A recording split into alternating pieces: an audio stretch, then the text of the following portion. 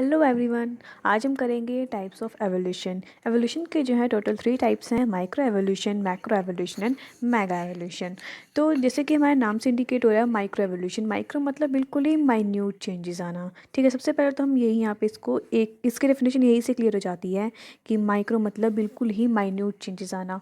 लेकिन अब नॉर्मल सी बात है, जो भी अगर कोई बिल्कुल ही माइन्यूट चेंजेस आए तो हमें वो ईजिली ऑब्जर्व नहीं होंगे।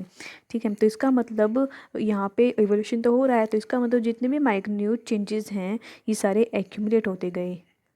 क्या होते गए? एक्यूमुलेट होते गए, और एक्यूमुलेट होके एक लार्ज डिफरेंस की फॉर्मेशन कर दी। लार्ज इवोल्यूशन हो गया, या फिर कह सकते हैं लार्ज डिफरेंस आ गया। ठीक है, और इस तभी हम इसे बोलते हैं माइक्रो एवोल्यूशन, क्योंकि एवोल्यूशन तो हुआ है लेकिन माइन्यूट चेंजेस के एक्यूमुलेशन से हुआ है। और एक सबसे इंपॉर्टेंट बात रहती है माइक्रो एवोल्यूशन के अंदर कि यहाँ पे एवोल्यूशन का एनवायरनमेंट का यहाँ पे कोई रोल नहीं होता। ठीक है, ये बात आपको यहाँ पे नोट करनी है कि यहाँ पे एनवायरनमेंट अपना कोई रोल प्ले नहीं करता है। ठीक है, क्योंकि यहाँ तो इसका अब ऑब्वियस बात है, जो अगर एनवायरनमेंट कोई रोल प्ले नहीं करेगा तो यहाँ पे हम कह सकते हैं कि it is having no relationship with evolutionary changes. मतलब environment having no relationship with evolutionary changes. Environment यहाँ पे अपना कोई रोल प्ले नहीं करता है, मतलब एनवायरनमेंट में जितने भी चेंजेस आते हैं उसकी वजह से माइक्रो एवोल्यूशन नहीं होता, बल्कि माइक्रो एवोल्यूशन होता है कोई ना कोई माइन्यूट चेंजेस आने की वजह से। तो यहाँ पे हम कह सकते हैं कि अगर एनवायरनमेंट में कोई चेंज नहीं आ रहा और फिर भी माइन्यूट चेंजेस आ रहे हैं, तो ये जो माइन्यूट चेंजेस आ रहे हैं वो किस वजह से आ रहे हैं? जबकि एवोल्यूशन एनवायरनमेंट में कोई चेंज नहीं है, तो ये चेंजेस क्यों आ रहे हैं? तो इन चेंजेस का कारण है हमारा, तो यहाँ पे हम लिख सकते हैं मेन फोर्सेस।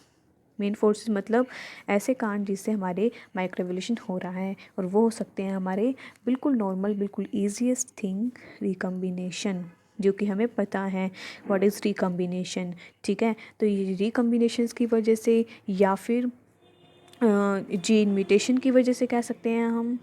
जीन म्यूटेशन, अगर जीन में किसी ना किसी तरह कोई म्यूटेशन आ गया तो वहाँ पे माइन्यूट चेंजेस ही आएंगे एंड माइक्रो एवोल्यूशन होगा। एंड नेचुरल सिलेक्शन हो सकता है। ओके, नेचुरल सिलेक्शन हो सकता है या फिर स्पेसिएशन हो सकता है, और ये सभी टर्म हमने ऑलरेडी पढ़ ली हैं, तो इसलिए अब हमें इसमें कोई दिक्कत नहीं आएगी पढ़ने के लिए कि मेन फोर्सेस क्या रहे हमारे, रिकम्बिनेशन रहे, जीन म्यूटेशन रहे, नेचुरल सिलेक्शन, स्पेसिएशन रहे, और इन्हीं की वजह से जो माइन्यूट चेंजेस देखने को मिलते हैं हमें। ठीक है, ना कि कोई एनवायरनमेंट का यहाँ पे रोल है। तो इस चीज़ को समझने के लिए हम एक एग्जाम्पल पढ़ते हैं। एग्जाम्पल करते हैं, हम मान लो अर्चिन का पढ़ते हैं। ठीक है, सी अर्चिन का। वैसे तो आपने नहीं देखा होगा सी अर्चिन, लेकिन अब याद करना है तो इससे से हम अच्छे समझ सकते हैं। वैसे मिक्रास्टर की एक स्पीसीज है इसकी, मिक्रास्टर। ठीक है, तो यहाँ पे जो ओरिजिन हुआ एक स्पीसीज का टू अनदर, सी अर्चिन में हमें एक स्पीसीज थी, उस स्पीसीज का दूसरी स्पीसीज में ओरिजिनेशन हुआ था। और उस वक्त जब उसका ओरिजिनेशन हुआ था तो उसके अंदर कुछ चेंजेस आए थे, और वो चेंजेस थे यहाँ पे उसकी टेस्ट की जो शेप है उसमें चेंज आ गया था, या फिर उसकी जो ओरल ओपनिंग थी उसकी स्ट्रक्चर में चेंज आ गया था। ठीक है, तो यहाँ पे 2 एग्जांपल पढ़ सकते हैं, या एग्जांपल लिखने भी ज़रूरी है। अगर पेपर में आया था क्वेश्चन, हम लिखेंगे कि सी अर्चिन जो कि एक स्पीसीज है मिक्रास्टर, सी अर्चिन की एक स्पीसीज है मिक्रास्टर, जिसमें एक स्पीसीज दूसरी स्पीसीज में चेंज हो गई है, एंड इसमें उस वक्त जब चेंजेस आए तो उसकी टेस्ट में चेंज आया एंड इसकी ओरल ओपनिंग में चेंज आया। कुछ और चेंजेस दिए गए हैं तो आप अपनी बुक से ज़रूर पढ़िएगा। तो यहाँ पे जो मिक्रास्टर जो जीनस है, सॉरी मिक्रास्टर जीनस है, तो यहाँ पे मिक्रास्टर जीनस में कौन सी स्पीसीज किस में चेंज हुई? तो मिक्रास्टर कार्बोविस जो हैं वो चेंज हो गया मिक्रास्टर क्रेंगेनम में। ठीक है, ये हम याद रखेंगे, और ये एक अच्छा एग्जांपल है, बिल्कुल इजी याद भी जाएगा। मिक्रास्टर का एक जीनस है सी अर्चिन में, एंड उसमें उस मिक्रास्टर की एक स्पीसीज दूसरी स्पीसीज में चेंज हो गई due to following changes. And किस वजह से? Due to recombination, any of this, कोई भी सकते हैं इनमें से। ठीक है, recombination, gene mutation, natural selection and speciation. So ये था हमारा बिल्कुल छोटा सा टॉपिक माइक्रो एवोल्यूशन।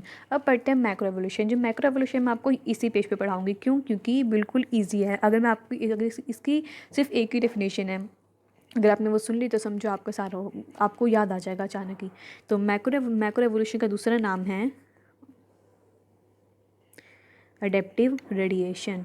अगर मैं यहाँ तक ही लिख दूँ ना तो काफ़ी होगा, लेकिन मुझे समझाना है इसलिए, क्योंकि आपको पता है अब मैंने यहाँ पे लिख दिया कि मैक्रोएवोल्यूशन को हम एडेप्टिव रेडिएशन भी बोलते हैं। तो यहीं पे इसकी सारी डेफिनेशन ख़त्म हो जाती है। क्यों? क्योंकि हमने इसे एडेप्टिव रेडिएशन जो बोल दिया है। अब एडेप्टिव रेडिएशन तो आपको आता है, जो कि मैंने पहले पढ़ा भी दिया है। तो सारा का सारा टॉपिक आप इसमें वही लिखोगे मैक्रोएवोल्यूशन के अंदर, ठीक है। बस इसकी एक डेफिनेशन लिख देते हैं कि इसको मैक्रोएवोल्यूशन क्यों बोला।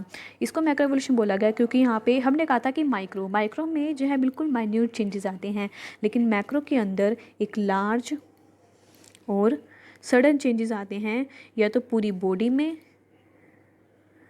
होल बॉडी में, या फिर बॉडी पार्ट्स में, ठीक है। बॉडी पार्ट्स में या फिर पूरी बॉडी में कोई चेंजेस आना, वही कहलाता है हमारा मैक्रो एवोल्यूशन। बस यहाँ पे इसकी डेफिनेशन खत्म हो जाती है। अगर आपको और भी लिखना है, नंबरों के हिसाब से लिखा जाता है पेपर में, तो यहाँ पे हम एडेप्टिव रेडिएशन के बारे में लिखेंगे। एग्जांपल की बात कर लेते हैं। नहीं, सबसे पहले हम बात करते हैं एनवायरनमेंट का। हमने कहा था कि माइक्रो एवोल्यूशन के अंदर एनवायरनमेंट का हमारा काफ़ी रोल कोई रोल नहीं होता, सॉरी, माइक्रो एवोल्यूशन में एनवायरनमेंट का कोई रोल नहीं होता, लेकिन मैक्रो एवोल्यूशन के अंदर हमारा एनवायरनमेंट का रोल होता है। क्या होता है? एनवायरनमेंट का रोल होता है। और रोल मतलब यहाँ पे एनवायरनमेंट में किसी तरह के कोई चेंजेस आते हैं जिस वजह से एक ऑर्गेनिज्म, एक स्पीसीज़ अपने आप को उस एनवायरनमेंट में अडेप्ट करने के लिए अपने अंदर कोई ना कोई चेंजेस लेके आता है, अपने हैबिटेट्स को चेंज करता है, जिस वजह से उसकी कोई बॉडी पार्ट या होल बॉडी में लार्ज और सडन डिफरेंस देखने को मिलता है। वही कहलाता है हमारा मैक्रो एवोल्यूशन। एग्जाम्पल पढ़ते हैं। एग्जाम्पल पढ़ने की भी हमें कोई ज़रूरत नहीं है, हमने पहले पढ़ रखा है। सिंपल लाइन लिखेंगे, adaptive radiation इन मैमल्स। बस आप ये एग्जांपल लिख लेना। मैंने यहाँ पे लिखा, लेकिन आपको उसको एक्सपेंड करके लिखना है कि मैमल्स में हमें कैसे एडेप्टिव रेडिएशन देखने को मिलती है। सबसे अच्छे लिख सकते हो आप एग्जांपल मैमल्स के लिम्ब स्ट्रक्चर के बेस पे। हमें पता है कि मैमल्स में जो लिम्ब स्ट्रक्चर उसके बेस पे हमें कितनी सारी एडेप्टिव रेडिएशन देखने को मिलती है ना। तो बस आपको वही लिखना है, एडेप्टिव रेडिएशन इन मैमल्स में, ठीक है।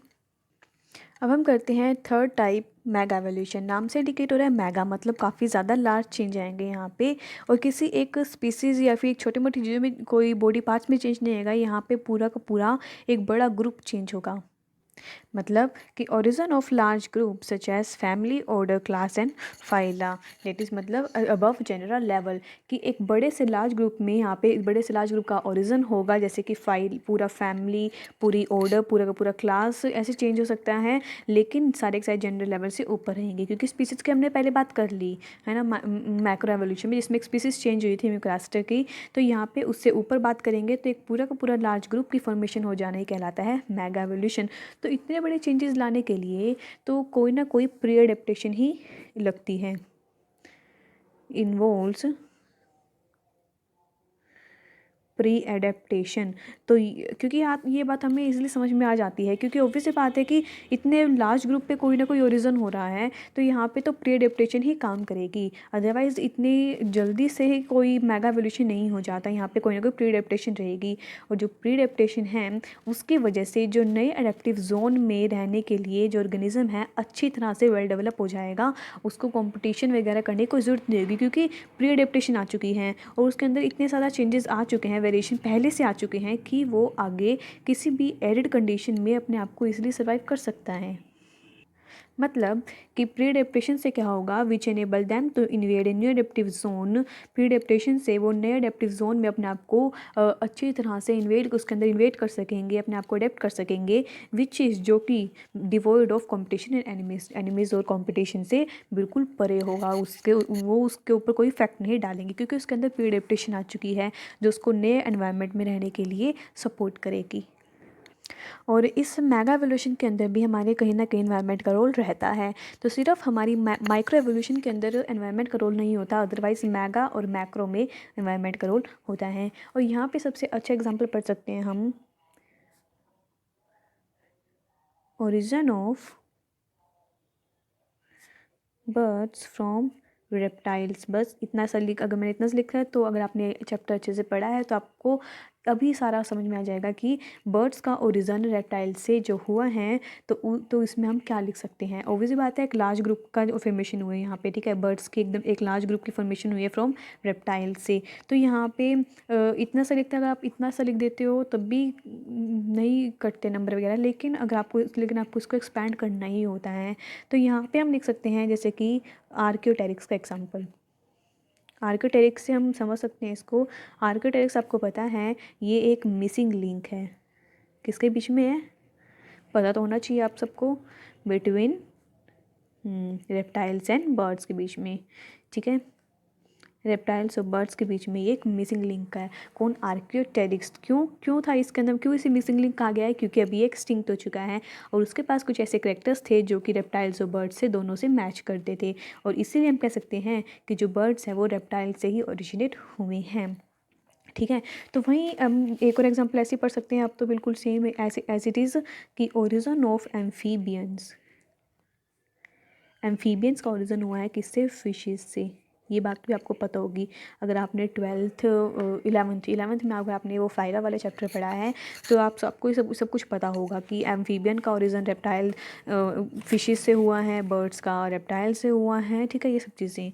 तो इसमें भी आप यही लिख सकते हो कि यहाँ पे हम अगर आपको इसको अच्छे से एक्सप्लेन करना है origin of amphibian from fishes से, या तो आप इसके अंदर कोई मिसिंग लिंक डाल दो या फिर कोई कनेक्टिंग लिंक डाल दो एग्जांपल के तौर पे, या फिर आप इसमें लिख सकते हो कि जब एक फ़िश से जब एक एम्फीबियन बना तो उसके अंदर क्या क्या चेंजेस आए। कुछ एक हम डिस्कस करते हैं, लाइक फिशेज़ में क्या होती है, फिन्स होती हैं, तो और एम्फीबियंस में हम पेंटाडेक्टाइल लिम्स भी देखते हैं। तो ऑब्वियस बात है यहाँ पे फिन्स जो हैं किसमें, पेंटाडेक्टाइल लिम्स में चेंज हो गए होंगे, है ना। तो कुछ तो आप अपनी समझ के अकॉर्डिंग भी लिख सकते हो जो आपको समझ में आ रहा है, कि ऑब्वियस बात है समझ में आ रही है कि फ़िश से एक एम्फीबियन बन रहा है, तो फ़िश के अंदर जो जो चीज़ें होती हैं वो उसके अंदर नहीं हैं, तो इसका मतलब वो चीज़ इससे मॉडिफाई हो चुकी है, कन्वर्ट हो चुकी है ना। तो और जैसे हम एग्जांपल कर सकते हैं यहाँ पे कि रेस्पिरेटरी सैक का डेवलपमेंट काफ़ी अच्छा हुआ है ना।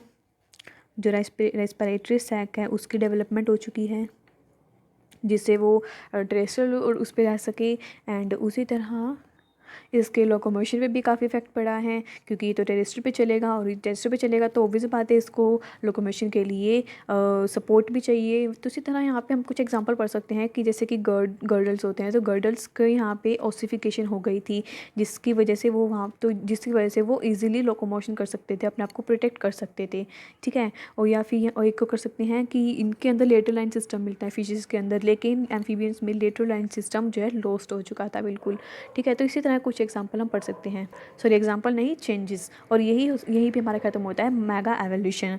मेगा एवोल्यूशन थोड़ा इंपॉर्टेंट है क्योंकि यहाँ पे हम पूरे बड़े ग्रुप की बात कर रहे हैं, उस बड़े ग्रुप की बात जब कर रहे हैं तो एग्जांपल भी बड़े बड़े लिखने पड़ेंगे।